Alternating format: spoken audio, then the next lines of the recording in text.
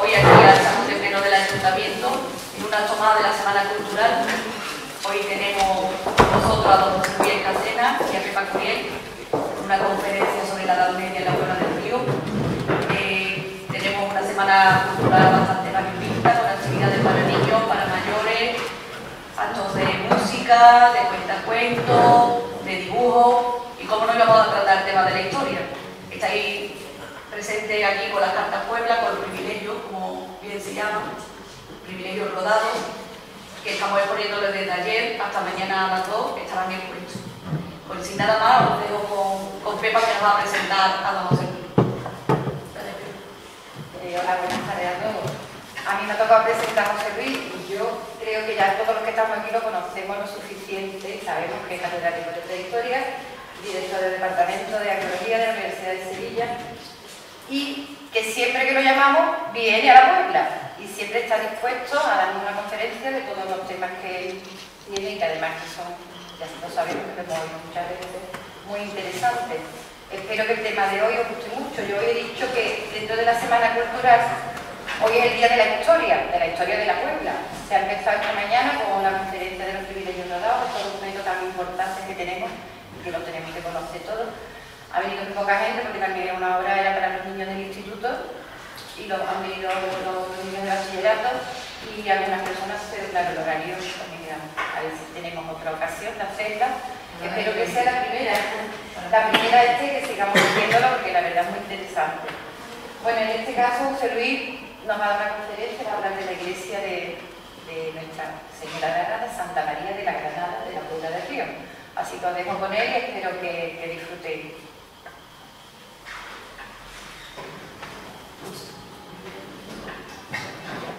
Buenas tardes. Yo creo que esta es la conferencia más atrevida que voy a dar en mi vida. Estoy echándome a temblar al mar cuando he visto que entre los asistentes ha aparecido por aquí un amigo mío de hace muchos años ya casi que hay que medir, como medimos los arqueólogos los años, con el carbono 14, por lo menos, que es Juan Fernández de la Comba, y que es experto además, licenciado en Historia del Arte, magnífico pintor, amigo de otro amigo grande, y que, bueno, que está súper preparado para hablar precisamente de un monumento como es la iglesia, nuestra iglesia de Santa María de la Granada. Después explicaré por qué eso de Santa María de Nuestra Señora. Y por tanto yo, como yo soy, saben ustedes, escarbador y eso, buscar cosillas antiguas, cacharritos y tal, pues yo le voy a dar a mi charla de esta tarde un matiz un poquito distinto. No lo voy a hacer como historiador, no lo voy a hacer como historiador del arte, que para eso la Iglesia tiene ya una serie de publicaciones y tal, donde han sido bien tratadas, sino voy a hablar de aquellos aspectos que ve un arqueólogo, precisamente porque el arqueólogo tiene la mirada preparada de otra forma que otro tipo de historiador. Quiero comenzar, desde luego, primero agradeciendo a Agustina que me haya invitado y a Pepa Curiel por la presentación tan cariñosa que ha hecho de mí, y a todos ustedes, pues a todos vosotros vuestra asistencia. Bien, sin más preámbulos, vamos a empezar esta charla.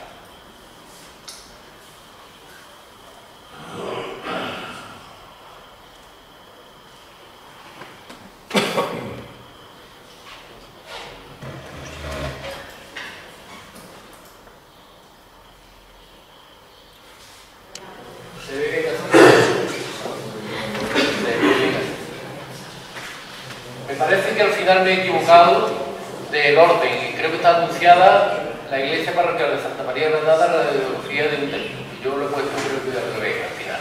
La radiografía de un templo. En este caso el orden de los factores tampoco altera el producto, como decíamos de pequeño en el colegio. Bien, yo no soy especialista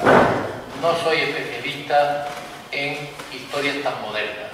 A mí los documentos que ustedes tienen aquí estas maravillas de documentos que tienen auténticas joyas de nuestra historia de la puebla, que ya querrían muchas localidades tener, pues son, evidentemente reconozco que son verdaderas maravillas como documentos históricos, de un valor extremo, pero a mí me coge esto como si lo hubieran escrito esta mañana.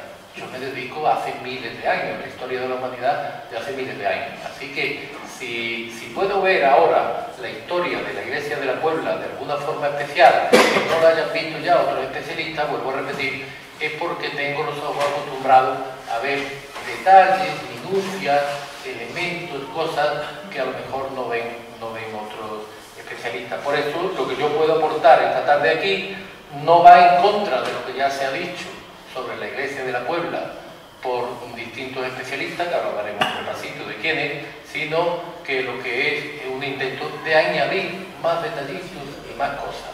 Y sobre todo añadir, a mi modo de entender, y que me perdone si alguna vez, si en estos momentos, o de momento un poco acalorado de mi intervención, meto el dedo en el ojo a alguna institución, pues cosas que se hacen, se han hecho en la Puebla y que hay que tener cuidadito con ellas, simplemente para aprender para el futuro. Por ejemplo, primer dedo en el ojo. Hay que darle un premio a la Iglesia Católica por mantener los dos únicos edificios arquitectónicos de la Puebla que quedan ya antiguos, prácticamente. El bar La Batería enfrente también es algo así ya clásico de arquitectura popular, porque prácticamente no queda nada. Ahí tienen el premio para la Iglesia por mantener la parroquia y por mantener la capilla de San Sebastián. Lástima que nos quedamos sin la hacienda de Mir. Ahí la tienen, de las fotos que yo pude sacar pocos años antes de que se destruyera. No le echo la culpa a nadie, en concreto, porque fue realmente la falta de nivel cultural que tiene en general la población de la Puebla, que tenemos, lo que hizo que en otros pueblos estas cosas se conserven y aquí pues considera igual que la tiraran y se convirtieran en casitas acosadas. La hacienda conservaba la torre de la prensa, de aceite, que es esta, la torre contrapeso, conservaba la nave de la viga, conservaba las tinajas enterradas de donde iba el aceite, una hacienda de siglo, ustedes saben bien, la ha estudiado bien José González Arteaga en un libro dedicado a ella, de finales del siglo XVII, con una gran documentación detrás de su propietario, que fue un tal Nicolás Miro, de la hacienda de Miro, conservaba la casa señorial, con la torre mirador, las habitaciones por dentro, conservaba además un jardín romántico con bancos de azulejo, un jardín del 19, donde había sembrado un eucalipto, que pudo ser el primer eucalipto que hubo aquí en la Puebla, posiblemente traído de Australia, pero bueno, no nos ha quedado nada de él. Lo que nos quedan son de épocas más antiguas los dos edificios de la iglesia, la capilla de San Sebastián y la iglesia,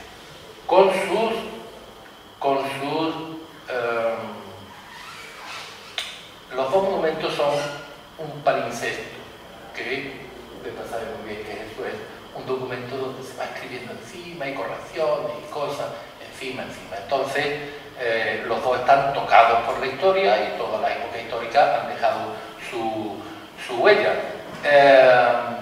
Lo que pasa es que nuestra época le ha tocado, nuestro tiempo nos ha tocado vivir una época en la cual hay muchos expertos en la conservación del patrimonio y la principal lección que yo quiero que ustedes saquen hoy de aquí es que cuando se toca un edificio de esto hay que echar mano de los expertos en patrimonio.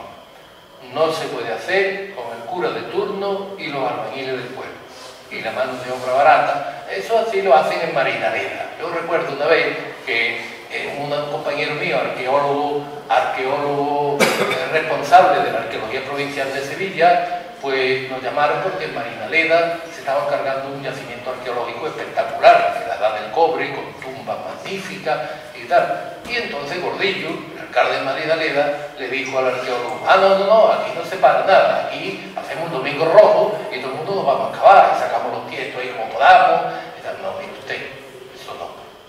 El domingo rojo para otras cosas, pero no para una cosa donde tienen que ser los expertos lo que pongan su opinión. Digo esto porque, por ejemplo, la capilla de San Sebastián tenía cuando yo era pequeño, todavía lo conservaba, y mis primeros pinitos en historia recuerdo de haberlo visto y ver cómo eran los dibujos. Tenía una decoración geométrica de lacería barroca ahí por toda la fachada, pero bueno, un día decidí a picarlo todo y a lucirlo y a encalarlo.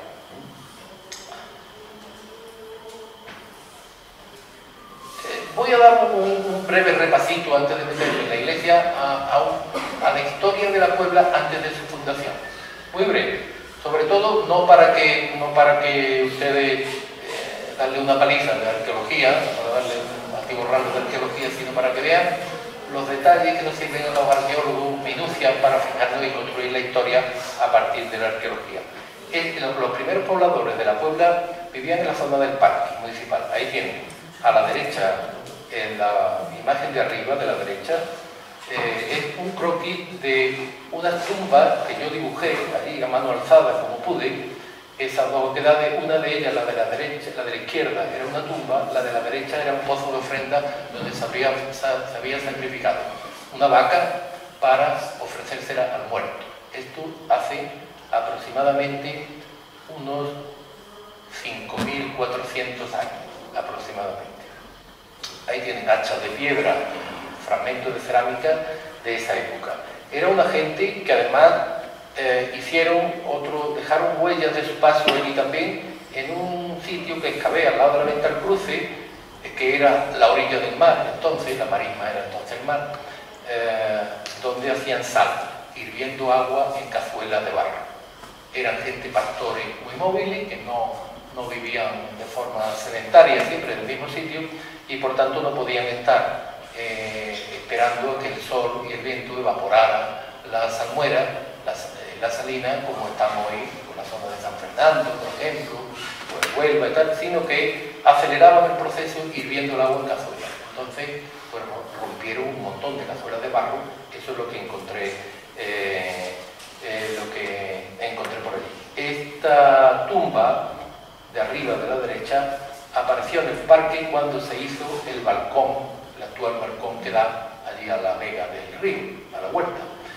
Entonces yo solicito al ayuntamiento que por lo menos en las obras públicas, en las obras municipales, tengan en cuenta que hay un rico patrimonio en la zona y que hay que protegerlo. Para eso lo mejor es que solicite a la Delegación Provincial de Cultura de Sevilla unas subvenciones que hay para elaborar las cartas arqueológicas municipales, que es que el ayuntamiento le dan una subvención, contrata a un equipo de arqueólogos, se papea el término entero y dice: mire usted, en su término hay tales sitios con arqueología, tal. Y es un documento municipal, un instrumento interesantísimo para ir por delante del problema, porque hay que hacer un camino, un canal, o lo que sea, no irse cargando la historia, o bien teniendo que parar la obra.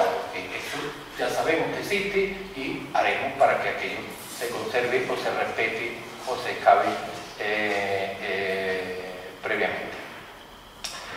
Otra obra municipal, lo siento, otra obra municipal que es los locales comerciales que están ahí un poquito más abajo de la venta del Conde, a la derecha, donde en algún momento se puso también la feria, ¿no? Esos locales le quitaron parte al talud, al cerro, y en el frente, un día venía yo del campo y veo de pronto enfrente algo que no vemos los arqueólogos. Para ustedes se acostumbren a cómo mira un arqueólogo. Una mancha de tierra, ahí ven la diferencia entre la mancha blanca y la mancha marrón de encima. De pronto, la mancha marrón hace una curva hacia abajo.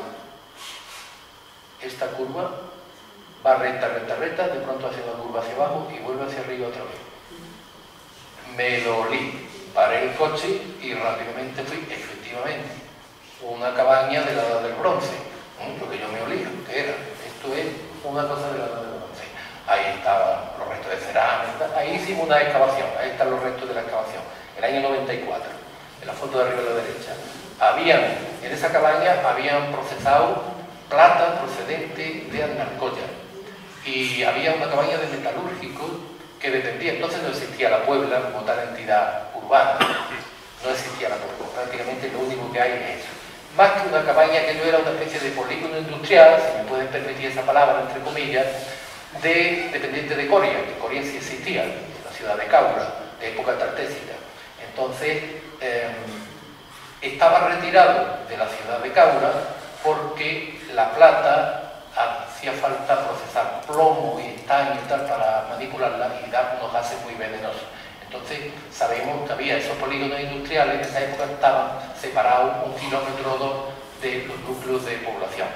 Entonces aquí venían a trabajar seguramente gente de Coria, aquí en esta zona. ¿Por qué? Porque además, una vez que trabajaban aquí, podían poner a disposición de las naves de los fenicios la plata que tanto les interesaba a los imperios de Oriente, a los reyes asirios, babilónicos, etc.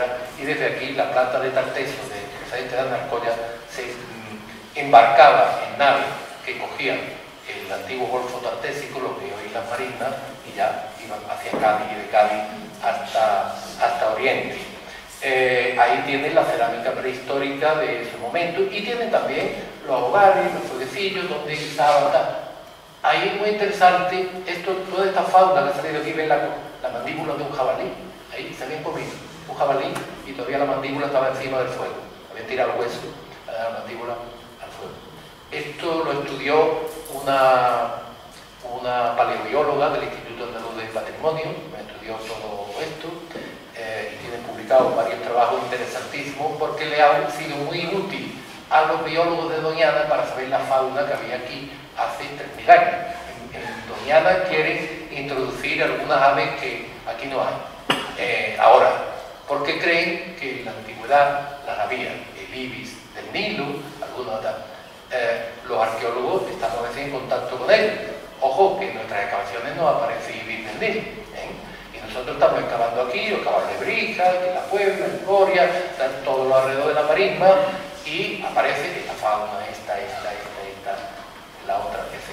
Bien, detallitos en lo que se fija un arqueólogo. ¿Qué hay en la Puebla en época romana? Todavía no una población con entidad urbana. Lo que hay es una especie de gran cortijada, lo que llaman los especialistas en época romana una villa, pronunciado en castellano, una villa de la que procede esta inscripción que conservaba un coleccionista de Coria, Virginio Carvajal, y que ha sido estudiada y publicada por uno. Es una inscripción funeraria. Ahí pone simplemente m.fabius.miro.h.s. Significa Marcus Fabius. La M era siempre diminutivo o abreviatura de Marcus. Marcus Fabius Miro se llamaba el señor que podemos llamar el primer cigarrero conocido con nombre y apellido. Marcus Fabius Miro. Y le pone la fórmula funeraria típica de época romana, que es hic situs est. Aquí yace, aquí está para siempre. Los cristianos luego, los romanos, no creían en la resurrección del cuerpo, difunto y otro mundo y tal, pero los cristianos luego, como creen en la resurrección del cuerpo, cambian la fórmula y empiezan a poner muchas veces hic dormit, aquí duerme. ¿Por qué? Porque cuando comparamos la muerte con un sueño es porque esperamos un despertar, esperamos una resurrección. Entonces sabemos que este era un señor que profesaba la religión romana. Esto es de una época en la que todavía el cristianismo no se ha extendido por Occidente. Ya es del siglo I, II después de Cristo, aproximadamente, y todavía el cristianismo no ha llegado masivamente a Occidente. Cuando llega el cristianismo, los primeros cristianos, la primera comunidad cristiana de la Puebla, no es de época medieval, de estos documentos. La primera comunidad cristiana vivió en lo que fue luego, aquí he utilizado una foto aérea antigua, cuando la estacada de Alfaro estaba todavía de olivo. Ahí la ven, el B, la zona B. Y el casco de la Puebla, pues esto es del vuelo de los americanos del año 40 y tanto, por ahí, unos poquitos años antes de yo nacer, del 55. Efectivamente, cuando yo era pequeño, pues estaba todavía la estacada de Alfaro, la barriada de Alfaro, ¿no? Estaba de olivar. Ahí, y cuando esto se empezó a urbanizar, se descubrieron una serie de silos subterráneos y objetos antiguos y tal, y vino el profesor Carriazo de la Universidad de Sevilla, que era el encargado de excavaciones entonces, y excavó los restos que quedaban ahí. Había también ahí una especie de aldeíta pequeña en época tardo-antigua puedes llamarle, del siglo IV en adelante, después de Cristo, y que llegó hasta época visigoda. La pieza de arriba de la derecha es de aquí, procedente de aquí. Es un capitelito, le he traído otro igual, que procede de un pueblo de Córdoba, este procede de un pueblo que es exactamente igual que el de la Puebla. El de la Puebla es de arriba, que está en el Museo Arqueológico de Sevilla. Estos capitelitos eran para ventanas geminadas, que tenían dos arquitos de herradura, normalmente el centro de una columna, y separaban las dos ventanitas. Y la columna del centro llevaba el capitelito, normalmente la parte, llevaba normalmente un fuste, un capitelito de este tipo, arriba del fuste para separar las dos ventanucos, ¿no? Y por lo general son de pequeñas iglesitas pequeñas visigodas del primer mundo cristiano. Esto se podría fechar, hay otras piezas de este tipo y inscripciones ya cristianas, son casi siempre del siglo VI, 500 y pico. El siglo VI ya visigodo es el que de verdad tenemos aquí en la zona del Aljarafe cristiano bien localizado. Hace poco estudiaron con un compañero también una inscripción procedente de Almensilla de esta época. Son las incursiones más modernas que he hecho yo en la arqueología. Yo normalmente me dedico a cosas más antiguas. Vean ustedes la posición de nuestro pueblo, no la tengo que recordar, si hay algún forastero que no lo conozca bien, pero que tenemos el río al pie, que es la última colina que toca el río procedente de toda la cuenca desde su nacimiento en Cazorla hasta aquí, y es la última colina que toca antes de meterse en la marisma. Ya de ahí no hay ningún punto estratégico que pueda controlar el río desde cerca, porque Lebrija está también en alto, la cabeza está en alta, pero el río está separado de su pueblo, no pasa por el mismo borde. Ese es el valor estratégico que tiene la Puebla, y es la razón de ser de que en determinado momento a la Puebla se le llame la Guardia, ¿no? Por la vigía del río. Ahora entraremos en esos problemas.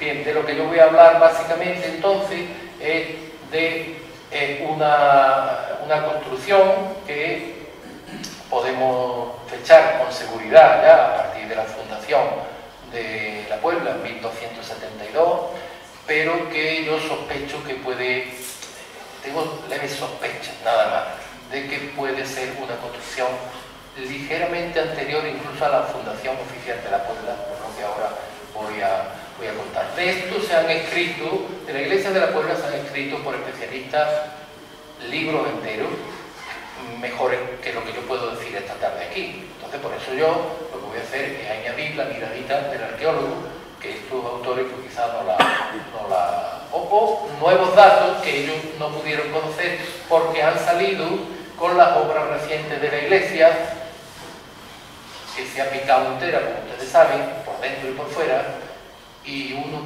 que es aficionado a buscar entre los ladrillos y además le tiene cariño a las cosas propias de su pueblo, pues una vez con el móvil, otra con la cámara fotográfica, está siempre detrás del detallito y consultando a la gente vieja del pueblo, a ver, ¿a ti esto qué te parece? ¿A ti?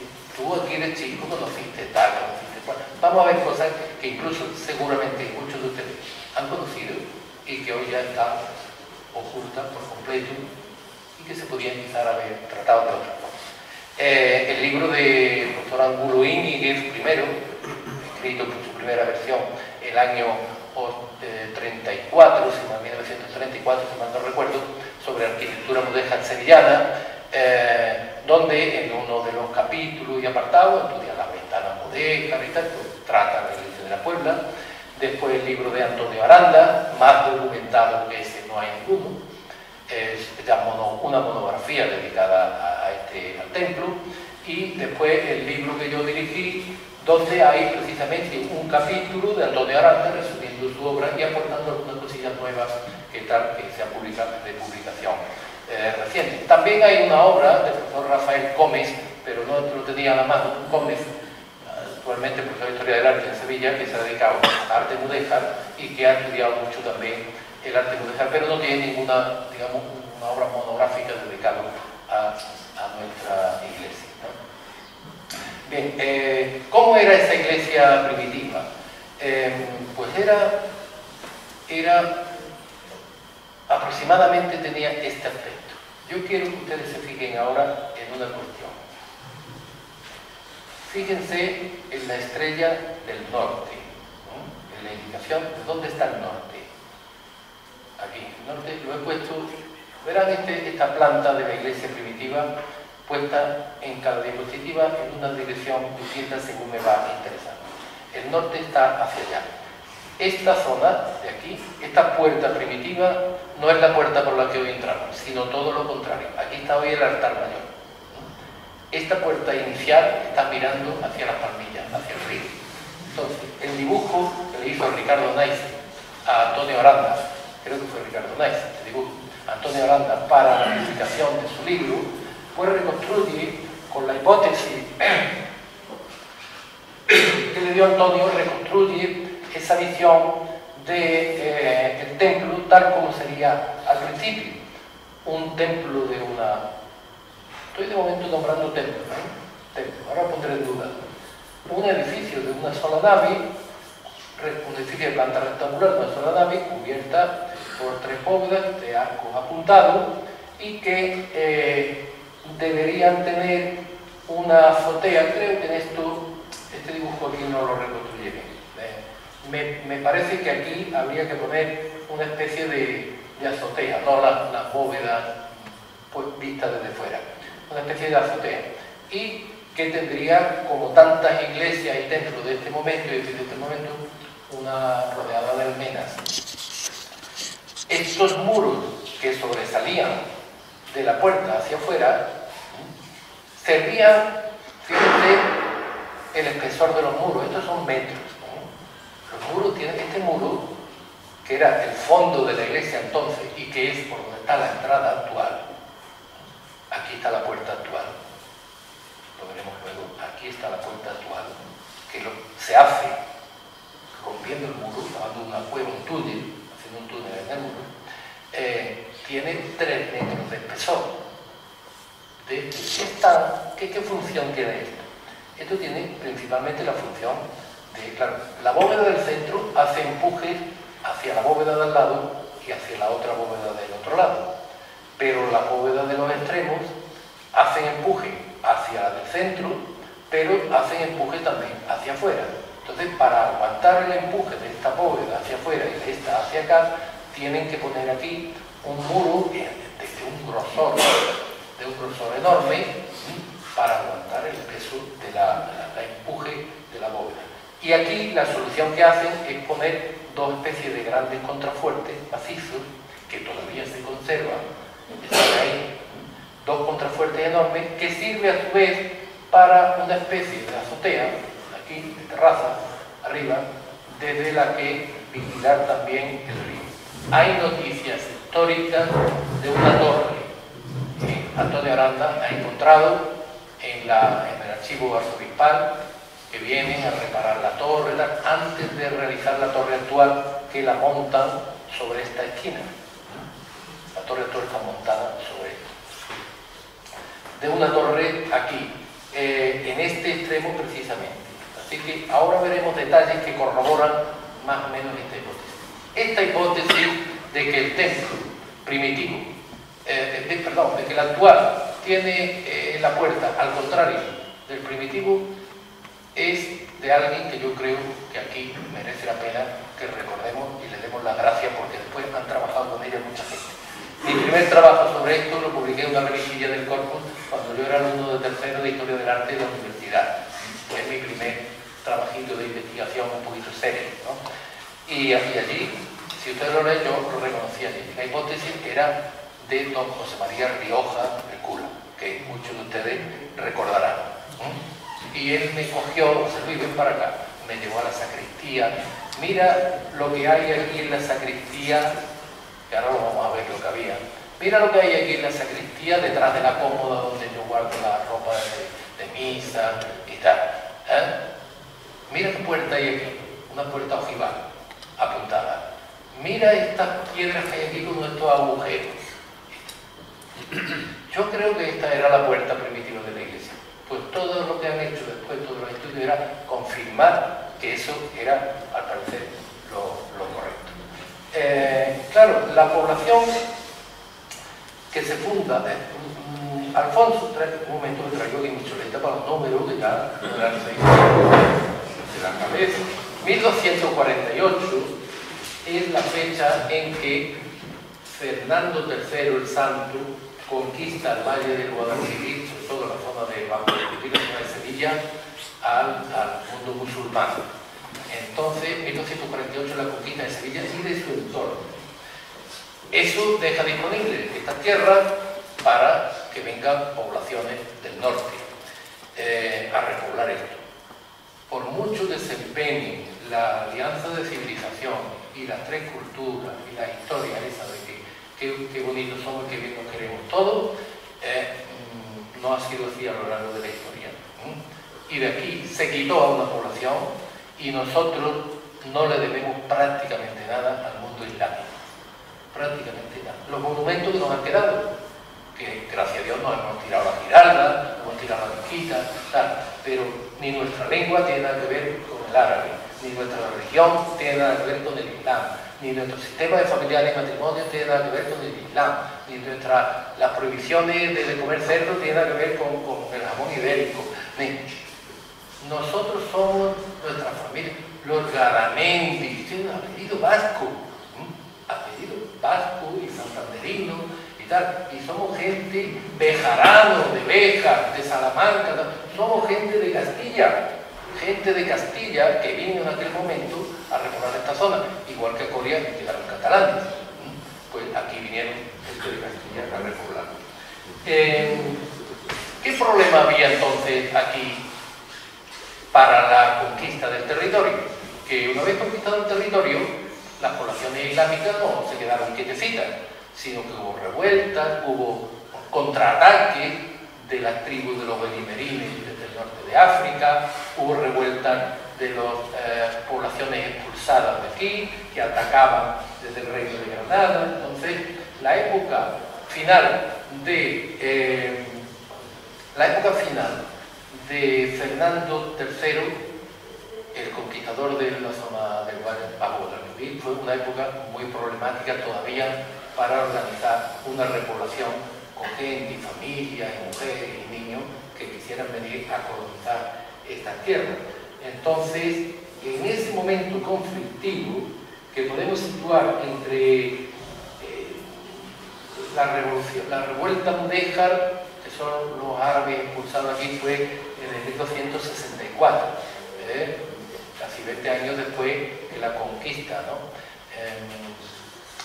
En esa época conflictiva es cuando a mí me cuadra la creación de un sitio, de la creación de un edificio en un sitio estratégico que permita la vigilancia del río. Y por supuesto, llamarle un nombre que tenga que ver con esa vigilancia, que es la Guardia. No pega el nombre de la Guardia para época de Alfonso X, el sabio. Entonces, lo que yo sospecho son simples sospechas, hipótesis de trabajo, que si estoy equivocado el día que se demuestre lo contrario, pues se tirará a la papelera, no pasa nada. Así se hace la investigación. Es que la Iglesia, que Antonio Aranda proponía que era una iglesia fortaleza, se utilizaba indistintamente como templo o como fortaleza según las circunstancias, que realmente lo que empezó fue como fortaleza. Y cuando se pacifica el territorio y se organiza la repoblación ya por Alfonso X, es cuando ya se destina definitivamente a templo. Entonces yo he perseguido los datos, cuando se ha picado la iglesia, he perseguido los datos que podían demostrar o no ese asunto. De manera que, bueno, la forma de construir, en aquella época se construye prácticamente igual, fíjate, las atarazanas de Sevilla, que son de esta época también, pues se construye con unas bóvedas iguales, es decir, sea para templo, para sitios donde voy a construir, para nave industrial donde voy a construir barcos, o para castillos, al final tengo que hacer básicamente las cosas que hacen los arquitectos del momento. Entonces, no desdice para nada que un edificio construido con ese estilo para sitios fortificados pueda ser luego destinado a una iglesia. Es posible también que los arquitectos del momento, que tenéis las monarquías del momento, que tienen ya una larga experiencia en la reconquista de norte a sur, ya llevaban siglos avanzando hacia el sur los reinos cristianos, estén pensando en construir una fortaleza, pero que algún día podrá ser templo, y proponen una solución arquitectónica que cuadre para las dos cosas.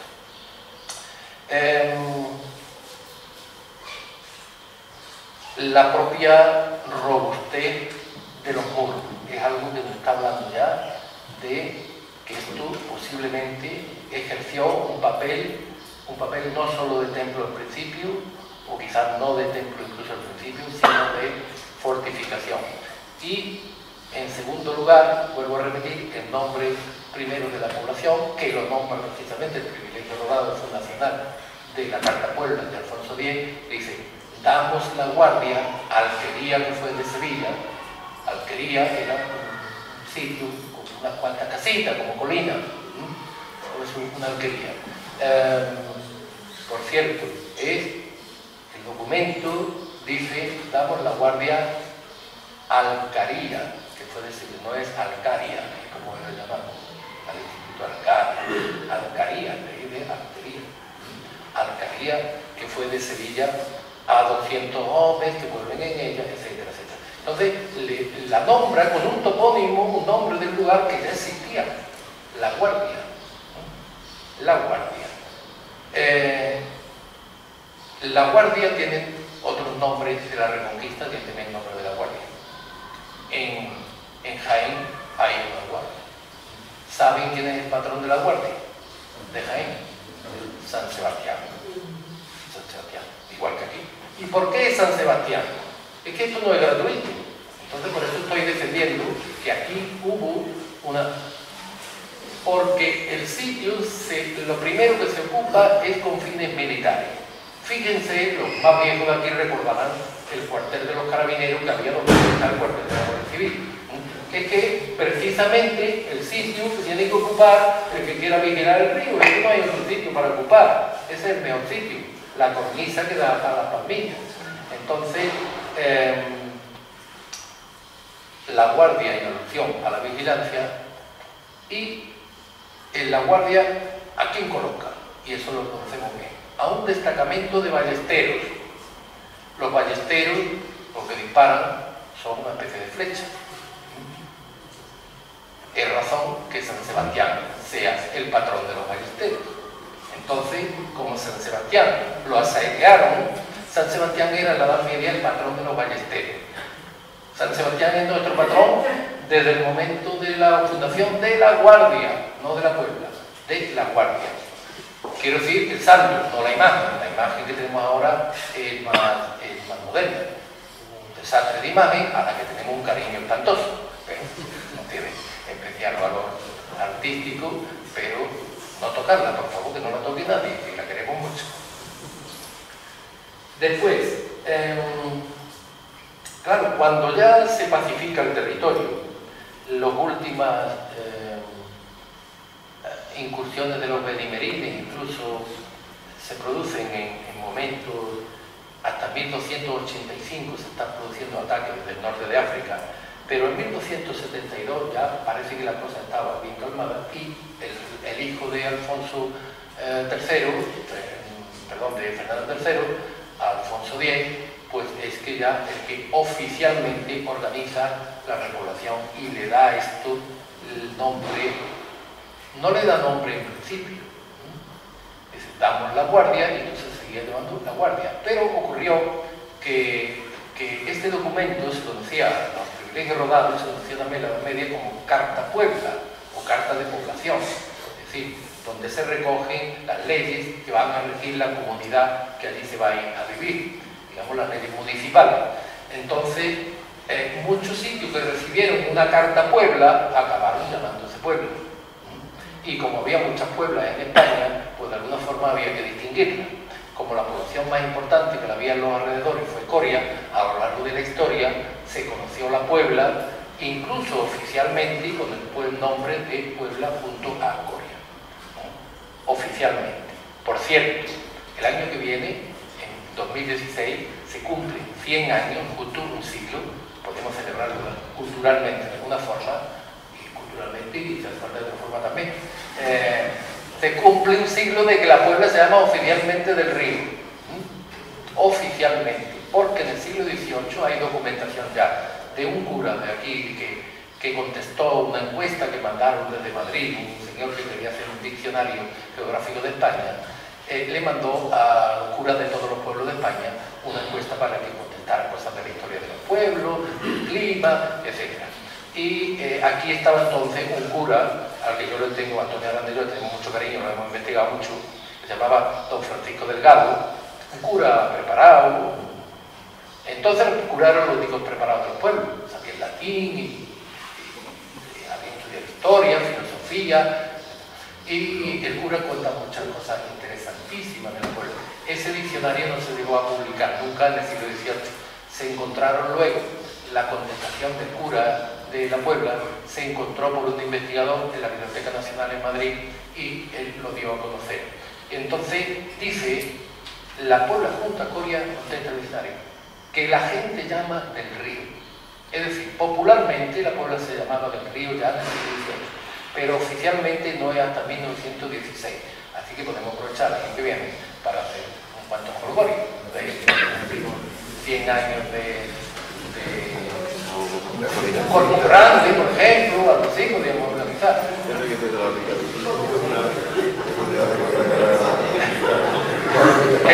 Nuestro amigo grande que organice una exposición especial de pintura, la más grande que haya organizado, hablando de su vida. Ricardo que traerá los acorazados.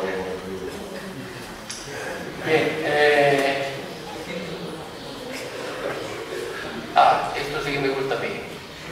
Esto me he hartado yo de estudiarlo en el Carapolo. Una cosa que nos fijamos que nadie se ha fijado, la orientación. ¿Hacia dónde están orientados los templos? Se pone a tontas y a locas. El eje, ahora he puesto la iglesia primitiva con el norte hacia arriba, ¿no? Como deberíamos siempre ponerla, en cualquier plano. El eje es perfecto del templo este-oeste, o oeste-este, como ustedes quieran. El eje este-oeste. ¿Qué sentido tiene orientar los templos este-oeste? Ahí tienen una cosa que yo he estudiado, el templo que encontramos en el Carapolo, una parece del tesoro. Lo he estudiado con un astrónomo del Instituto de Astrofísica de Canarias para medirlo en condiciones, medirlo por un astrónomo o por un arqueólogo que lo hace la cosa a ojímetros, un astrónomo que lo mira conmigo y luego hemos publicado con las consecuencias rituales y todo de estas cuestiones. Los templos en el mundo antiguo, sobre todo el mundo oriental, se orientaban también este-oeste. ¿Por qué? Porque eran templos que estaban relacionados con cultos solares. Una mentalidad primitiva no puede creer, no tiene datos para saber que el Sol es un reactor nuclear. Eso como lo va a saber un señor de hace 6.000 años. Entonces, ¿qué eran los astros? Los dioses. No es que el astro fuera una manifestación del poder divino, no, eran los dioses. Y desde hace 7 o 8 mil años tenemos dibujado en la pintura rupestre de las cuevas, tal, señores haciendo así hacia arriba, rezando. ¿Qué dice el cura cuando dice, oremos? ¿Cómo se pone? De ahí deriva todavía eso, deriva de cuando los dioses eran los santos. Por eso dice, y el curatito de tal, y elevando los brazos y los ojos al cielo, empezó a rezar, a pedirle al Padre que fuera. Entonces, ese gesto ritual deriva de connotaciones astronómicas. En concreto, los fenicios del carambolo lo orientaron a la salida del sol al solsticio de verano, porque en ese momento era cuando ellos celebraban un ritual muy parecido al cristiano. 3000 años antes de Cristo ya había dioses que morían y resucitaban al tercer día. Eso es una cosa que recoge el cristianismo de tradiciones anteriores. Entonces, la Iglesia tiene unas recomendaciones. El actual, precisamente Benedicto XVI editó un libro para esto, para que cuando se construyen templos nuevos sepan la orientación ritual que tiene que tener el templo. No se puede hacer a tonta y a loca. Y se ponen en eje este-oeste. Sí, siempre que se pueda, lógicamente. Si tiene que utilizar un solar, ya que nada más tiene una disposición, o si tiene que convertir en iglesia un edificio del plan E de Zapatero, pues evidentemente hay que conformarse con lo que hiciera el plan E, ¿no? Entonces, digo eso por la iglesia del Corpus Christi, la capilla del Corpus Christi. Pero si hay espacio suficiente y está libre, tiene que tener su orientación ritual. Y la orientación al este tiene este sentido. Por eso, estos templos, claro, esto yo no escondo, cuando doy una hipótesis no me gusta esconder las contradicciones que puede como castillo y no como iglesia, porque le pusieron orientación ritual. Eso contradice mi hipótesis. O es que estaban pensando ya en la posibilidad de utilizarlo como iglesia y por tanto, aun siendo fortaleza al principio, la hicieron ya con la orientación que debería tener en el caso de que fuera iglesia. No sé todavía cómo solucionar la cosa. Esta zona tenía lógicamente su puerta, que ahora vamos a ver. Y la puerta pues sería una puerta de madera como esta que les pongo aquí abajo. El ángel de la guardia ha venido a verme estos días y en la universidad, donde estoy todos los días pasando por el patio de Barbar, que es donde más me gusta estar, en el barrio de la universidad, pues han bajado la puerta del rectorado para restaurarla. Y digo, vaya, qué bueno, qué bien me viene para la conferencia. Con mi teléfono no hacían puertas con un marco y bisagra puesta en el marco, sino con un eje al lado de la puerta y la otra hoja, otro eje pegado al flanco, a la jamba de la puerta y cargando abajo y arriba sobre gozne, gorronera, distintos nombres tiene según la función que tenga. Estas dos son dos trozos de piedra rescatados cuando se restauró el camarín de la Virgen de la Granada. Se sacaron de ahí, son las piedras que me enseñó don José María Rioja. Mira, José Luis, lo que hay aquí arriba. Las de abajo estarán enterradas debajo de la solería, donde cargaba el eje. Arriba solamente servía para sujetarlo. Y tiene, lógicamente, aquí un hueco hecho la piedra, forrado de hierro, donde iba metido esta parte de aquí, como ven ustedes, donde va metido aquí, para que girara la puerta y untado con grasa, para que funcionara bien y no chillara mucho. Estas piedras se retiraron, estos elementos de la arquitectura antigua de la iglesia del siglo, la primera iglesia, el primer templo, se retiraron cuando se hizo el camarín de la Granada. Han estado en el patio de la casa del cura durante muchos años puestos así, como una especie de sitio respetado y puesto. Pero desgraciadamente el otro día, cuando vine a la exposición del Grande, me pasé luego un poco por allí. Vamos a entrar aquí a ver, están quitado de allí ya. La de la izquierda está hecha en un montón de piedra que hay ahí al fondo. Esa sí la he visto, la otra no la he visto. Están las dos. Sí, porque ojo con esto, porque es que cualquier día cuando me comentaste esto, Pues yo hablaba con Eduardo y me dijeron que estaba hablando abajo. Estas cosas hay que tener cuidado con ellas. Cuidado con ellas porque en cualquier modo, alguien que no sabe lo que es, una piedra, un hierro viejo. Bueno. Esta es la puerta. Esta es la puerta picada en las últimas obras cuando se ha arreglado la sacristía.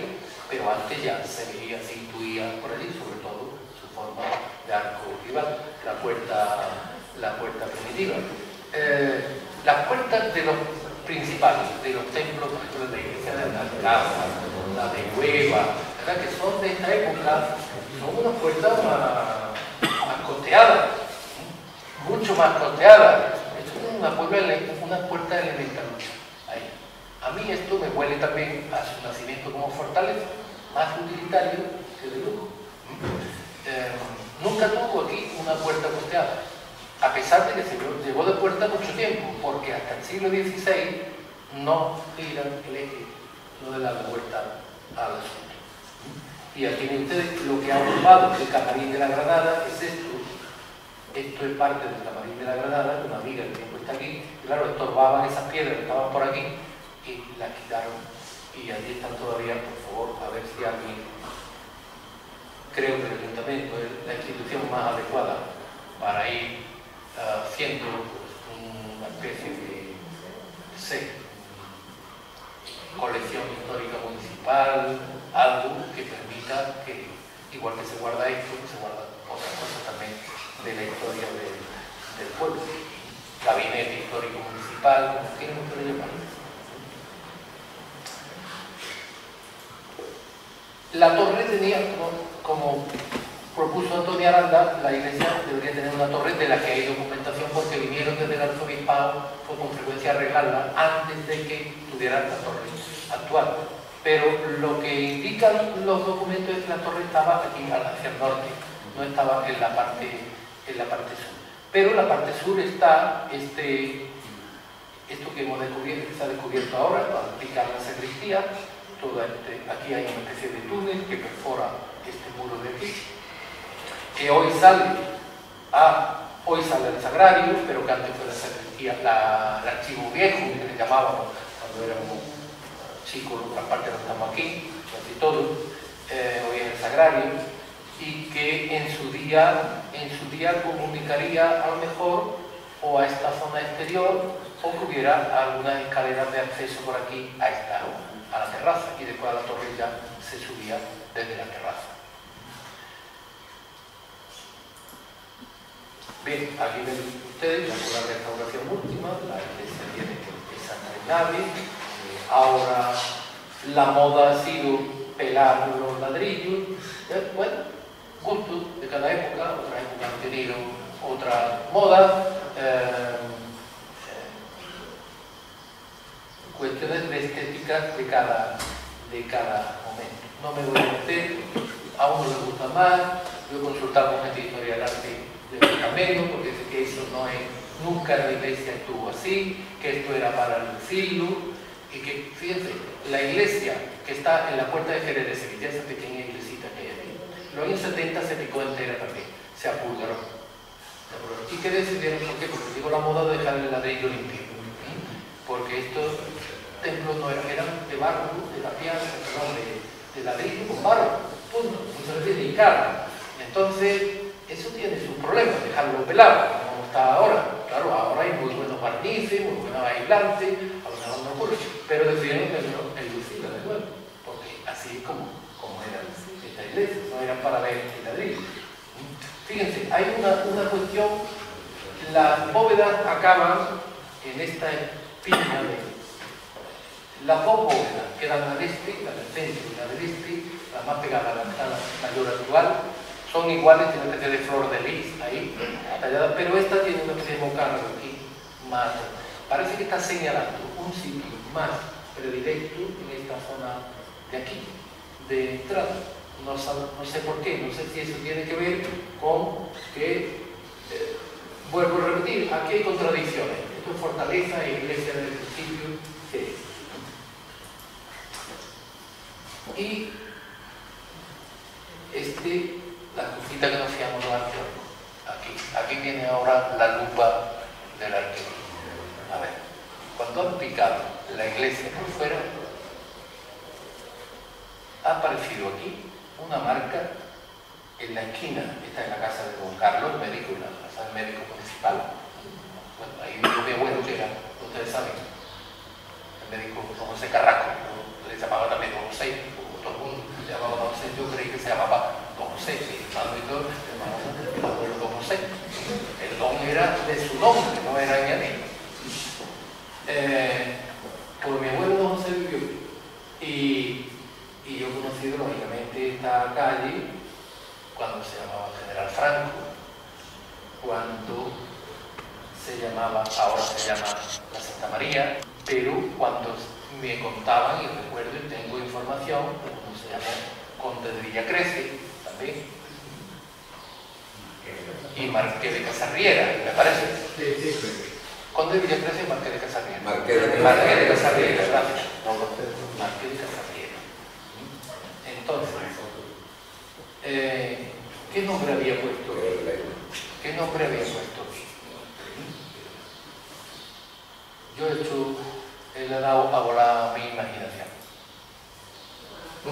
Cabe a la perfección. Cabe losa por losa. Fíjense, y además tengo registrado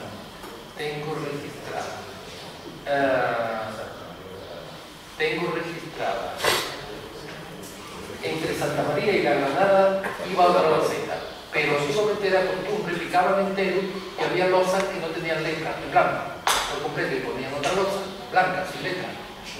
Entonces la losa que falta aquí es porque efectivamente estaba la losa pero no tenía letra. Bueno, ¿qué podría confirmar esto? Podría confirmar Iglesia del Puerto de Santa María, un poquito después de Santa María del Puerto. En la primitiva denominación de Rocín, Santa María de la Rocina. En esa época de la fundación, la advocación a la Virgen se nombra más como Santa María que como Nuestra Señora de, que es más posterior. Entonces, el propio Alfonso X el Sabio escribió las cantigas de Santa María, el fundador. Yo creo que es el nombre primitivo. ¿Y eso qué lo confirma? Que ni General Franco, ni Marqués de Casarriera, ni nada de nada, a esta calle le hemos llamado siempre nosotros, la gente de la Puebla, la calle Santa María. Con un gravísimo atentado que ha hecho el ayuntamiento hace unos años a la nomenclatura del callejero, que sin saber por qué se llamaba Santa María han dicho, pues a la siguiente le ponemos niña y a la otra pinta, en la carabela de Colón, y le han puesto en la Santa María, la pinta y la niña. Además, sin el orden tradicional que decimos, no, porque no cuadra el orden. Entonces la primera creo que es la más arriba, por ahí. La niña, después la Santa María, la pinta, otro bonito ahí. A ver si arreglan este atentado por histórico cultural. A ver si lo arreglan y por lo menos le quitan el la a esto, como baratito quitarle el la. Calle de Santa María, que es como se debería llamar, por estar allí la iglesia. En Coria, la calle que va desde Pascual a la iglesia se llama iglesia, calle de la iglesia. Y aquí, como se llamaba la iglesia de Santa María, porque no es calle de Santa María. Sí, de Santa María. Esto es muy bonito, una historia muy bonita aquí. Me contaba Virginio Carvajal que ustedes habrán conocido a Virginio Carvajal, de Coria, el coleccionista de antigüedad, el buenísimo amigo desde chico, pero después las excavaciones que he hecho en Coria, que la historia del nombre de la calle Iglesia de Coria también tiene una historia envuelta de confusiones muy graciosa, porque claro, se llamaba calle de la iglesia y le ponían además iglesia, pero en la República, en el ayuntamiento republicano, calle Pablo Iglesias. Aprovechó Iglesia, le puso una S al final y Pablo de la H. Y luego llega el régimen de Franco y le quita lo de Pablo, le llaman pero se le olvidó quitar la S de calle Iglesias, en plural. Y como se dice aquí no hay una iglesia, en plural. Esta es la historia un poco de los apaños en el claro, de la calle. Bueno, aquí viene una cosa que a mi modo de entender es de la función, yo no sé ya si fue castillo antes o fortaleza o las dos cosas, pero evidentemente la radiografía que se le ha podido hacer a la iglesia ahora, aplicarla, evidencia que aquí había una ventana tipo saetera, tipo aquí, que luego se tapó cuando se hacen las ventanas ya modernas. Es posible que la construcción inicial no tuviera la ventana moderna, más típica del 14, sino que eso fue un añadido, un adorno y añadido posterior. La tienen aquí, la marca de eso. Seguramente llegaba, era enorme, grande, hasta por aquí. Este chaflán que tiene aquí, esta semibóveda, puede ser el remate de arriba de todo esto. Se aprovecha ese hueco, se agranda, se hace la ventana y se tapa esto, y aquí nos ha quedado. Yo quise traer, cuando estaba la iglesia así, yo quise hacer una excavación en el interior, tuve un conflicto con Don Eduardo, no voy a contar ahora la historia, pero bueno, creo que para otra ocasión, aprendiendo de aquello, no deberíamos hacer las cosas de forma tan precipitada. Hay un compañero mío de la universidad, arqueólogo y profesor de la Escuela de Arquitectura sobre historia de la arquitectura, que es experto en el análisis de paramentos, que es lo que se llama esto, arqueología de paramentos. Y lo quise traer aquí, vendría gratis. Y el arqueólogo de la catedral, Álvaro Jiménez, que conozco muy bien también, iba a venir a excavar la estación gratis, ¿no? Pero bueno, no nos vamos a meter en el tema. Pero sí que podíamos haber sacado, aprovechando esto, más partido. El gran descubrimiento de esta reforma ha sido esta ventana, absolutamente desconocida para todos los que estamos aquí durante toda nuestra infancia. Estaba tan bien tapada que no. ¿Por qué estaba tapada del todo? Porque esa ventana nunca existió como vano, era puro adorno. Por dentro tienen las dos ventanas esas geminadas que también adorno. Nunca existió, nunca llegamos a perforar de todo la pared. Por eso creo que estos son añadidos de época posterior, cuando la iglesia ya del 14, cuando la iglesia es ya nada más que fíjense que en ese análisis hemos descubierto, se han descubierto hasta los sitios sistemáticamente separados unos de otros, donde iban metidos los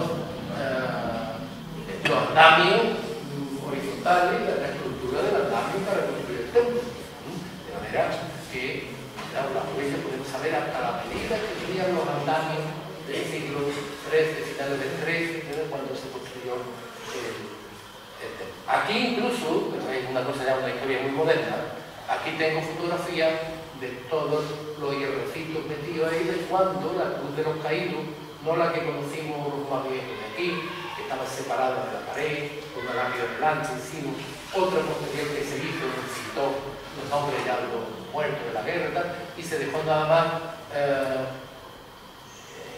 Caído por España. Caído por Dios y por España, algo así, lo único que se dejó en hierro de los años 60, en hierro, un poco de los años 60, en la cruzada, porque todavía están ahí incrustados los hierrecitos de bien.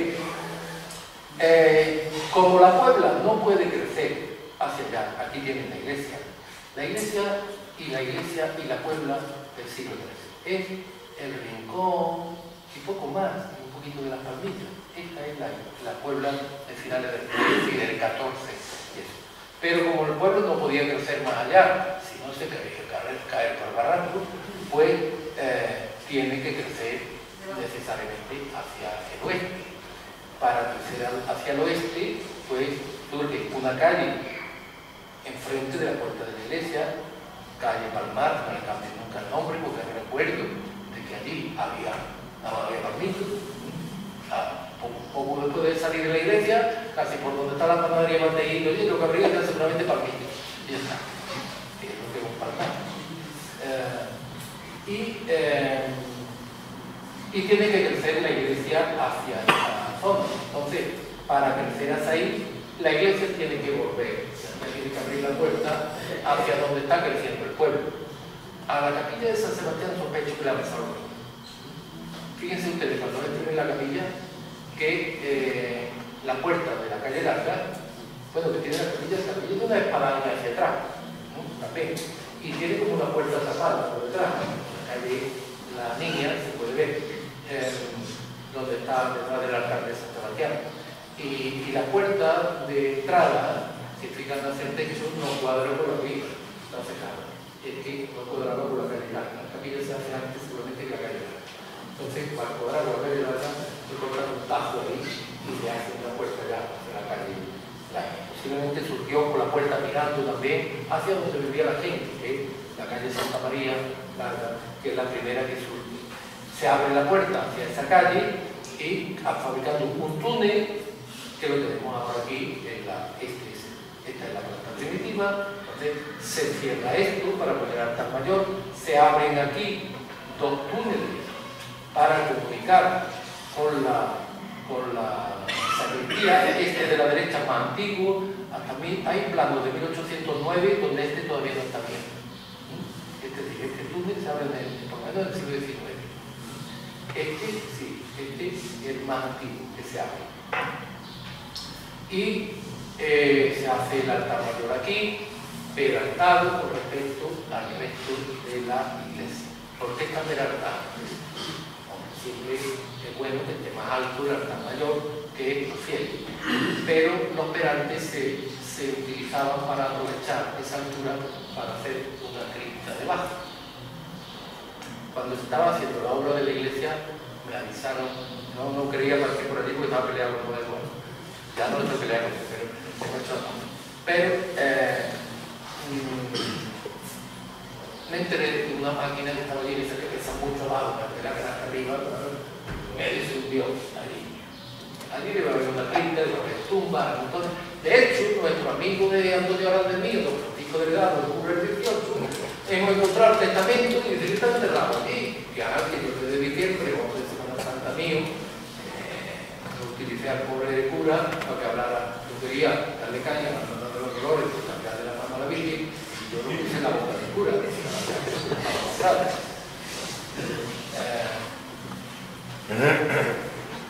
Se hace la puerta entrada con un túnel y se excava otro túnel para subir a la parte alta que se convierte en terraza y se le coloca el campanario. Debajo del campanario hay una fecha que se vio cuando don Ramón limpió, la picó un poquito y la limpió, le quitó todos los ojos negros que tiene, que pone 1710, si mal no recuerdo, 1710, de la que no tengo fotos porque yo era chiquillo y no volví.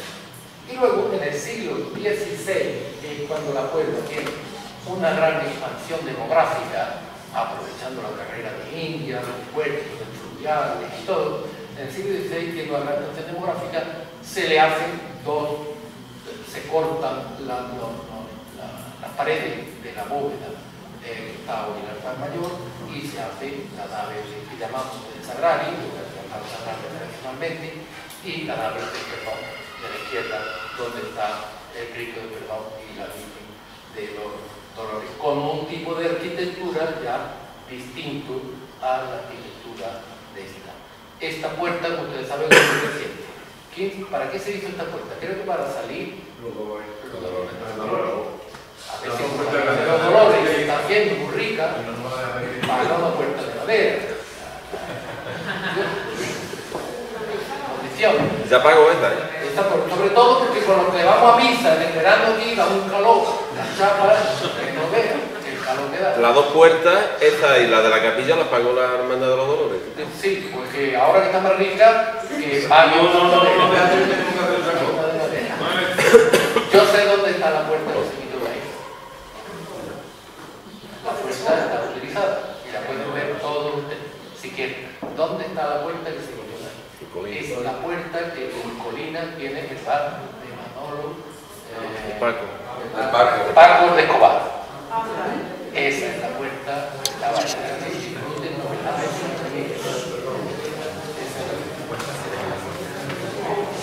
No tengo foto de ella porque cuando voy allí salgo borracho y me olvido de la foto.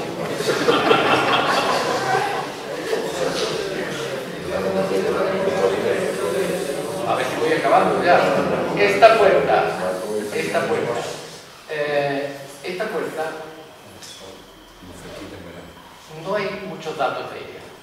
Todos los planos que tenemos que publicó Antonio Aranda Argudo de 1800 y pico, hecho por la catedral, que yo quería ampliarlo otra vez, maestro de obra de la catedral, aparece esta puerta. Pero esta puerta aparece en planos anteriores a que se hiciera el cuarto de la sacramental. Este cuarto de ahí, que le llamamos cuarto del paso, es propiedad de la sacramental, no de la iglesia. Lo dice claramente el azulero que ahora vamos a ver, no de la parroquia, es propiedad de la hermandad sacramental. Esta puerta, a mi modo de entender, se hace en el momento, se abre de nuevo otro túnel, ahí, en el momento en que la Puebla está creciendo mucho demográficamente, ya cuando se le ha dado la vuelta, ¿verdad? Y ahí se coloca al sur de la iglesia el cementerio, que antes estaban pegados a la iglesia. Era la salida hacia el cementerio. Cuando mi abuelo don José vivía en la casa del médico y vivía de Moma, ¿recuerdan ustedes? De Moma. Pues Moma, lo que iba con ella, la rinda atrás, el limonero y tal, y aparecían huesos y tal. Cuando se hicieron las escuelas parroquiales, aparecieron también muchas tumbas, ahí estaba el cementerio. Entonces, esta era, yo creo que es la salida lógica al cementerio. Y ahora nos sirve para salir hacia el cuarto de la sacramental. A mí, de esta puerta, me duele, perdón que lo diga, una cosita. La hemos convertido en puerta del Nuevo Rico. Esta puerta, en fin, recuerden ustedes la inscripción de Marcus Fabius Miro. Aquí había restos romanos, por la hacienda de Miro, por aquí, había restos romanos. Es posible que hubiera una villa romana y con ciertos lujos. Era costumbre en la época utilizar las columnas romanas como escalones, en la época de la Edad Media y en toda la historia. Las columnas romanas, los fustes, como escalones de las puertas. Y como nos hemos convertido en nuevos ricos, pues lo hemos forrado. Además, yo espero que la columna romana esté ahí y que alguien con más criterio la vuelva a reponer y la saque y la restaure en condiciones y quite el marco del Nuevo Rico. ¿Por qué? Porque, fíjense aquí, esta es la iglesia también mudéjar de San Lucas la Mayor, donde han respetado, tienen precisamente dos columnas romanas ahí reutilizadas como umbral de la puerta. Nosotros, Nuevos Ricos, marco romano de la calle. Y esta mancha blanca que seguro que la recuerda aquí más de uno. Aquí había, cuando yo era pequeño, un reloj de sol. ¿Quién se acuerda del reloj de sol? Manolo, de los periódicos, se acuerda perfectamente. Yo lo recuerdo, efectivamente, yo recuerdo hasta la varilla de hierro que tenía aquí arriba y las marcas. Hoy ya picado y enlucido. Aquí había un reloj de sol. ¿Dónde va a estar el reloj de sol? En el tercero sur, que es donde el sol da todo el año. Ahí. Después fue sustituido precisamente el reloj. Después estuviera aquí, en esta torrecita, no es casualidad, esta era la zona de la torre del reloj, antes de que se hiciera ahí. Y detalles que uno tiene que cuidar. Uno va por el rincón y a mí se me cae el arma por el rincón. La losa lo más hortera posible. No cuidamos los detalles. Para la diferencia entre una persona, entre una ciudad, una sociedad culta y que conoce su historia y que la respeta, eso es el detalle. Ahí está la clave. Aquí había, en el cuartillo ese de la iglesia, había esta ventanilla que a mí yo le tenía tanto cariño y que la tengo fotografiada desde tiempo inmemorial. Ahí. Y de pronto un día pasando me la encuentro todo el vecino. La ventanita debe estar ahí. Qué malo es el dinero y una manguera al lado. Sin alguien que aconseje. El suelo de la iglesia. De nuevo. suelo, se podía haber restaurado lo que había, pues bueno, se ha puesto tal. Yo miro siempre como arqueólogo hacia el suelo, que está repleto de tumbas que podíamos. Pero ahora no voy a ponerle más pero a esto. Ahora se ha pavimentado el porche entero nuevo y yo lo he visto casualmente cuando ya estaba acabado. Si me llego a enterar, allí pido y hago una excavación gratis, sin que cueste dinero al arqueólogo, porque allí está la Puebla de la Edad Media, están los muros de la casa antigua y tal. Entonces,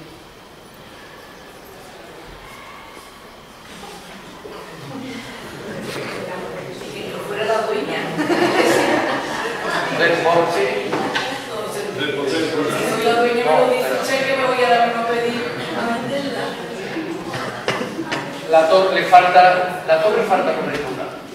Mucho cuidado con lo que salió. Y una maravilla que generalmente la gente la acuerda cuando se puede subir al campanario. La campana con su nombre, la campana tiene nombre propio. Se le dice, se han puesto ahí los nombres, trabajo. La campana es de las pocas cosas que los humanos, nosotros tenemos. Tú tienes tu olla de pre en la cocina y no se llama ni Pepa, ni Antonia, ni Mariquita, ¿no? Se llama olla. Pero hay que han tenido especial significado las espadas, Excalibur, Tizona, la espada del Cid, tienen nombre propio, y eso le ocurre a las campanas también, tienen su nombre propio. Esta de aquí, la honor, la hermandad de los servitas, esta, a la izquierda, hay que mencionar con ello. Y después ya un repasito por la azulejería. La hermandad sacramental, a ver si se arregla el asunto, se restaure el azulejo. Este azulejo precioso de la Virgen de la Antigua se coloca en 1774 en la portada de la iglesia, que ahora no se ha restaurado porque no se ha dejado tal como está, pero que haría falta que algunos aspectos antes se deterioren más.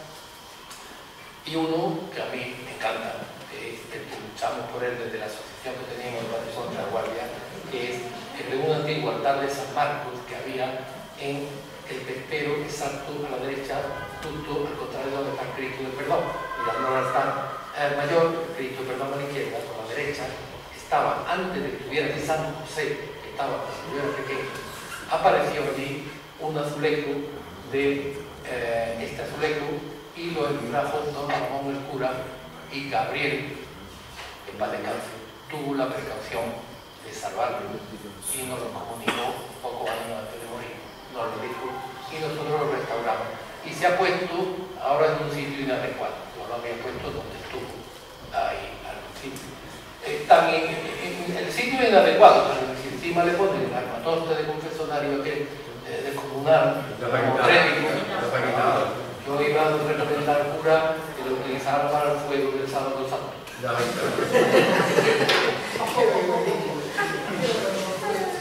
Muchas gracias.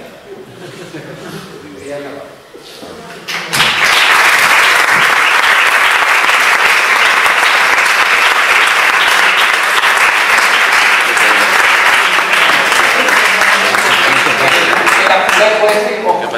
El azulejo revela, ¿se acuerdan ustedes que era la vuelta que le quería dar a la visita?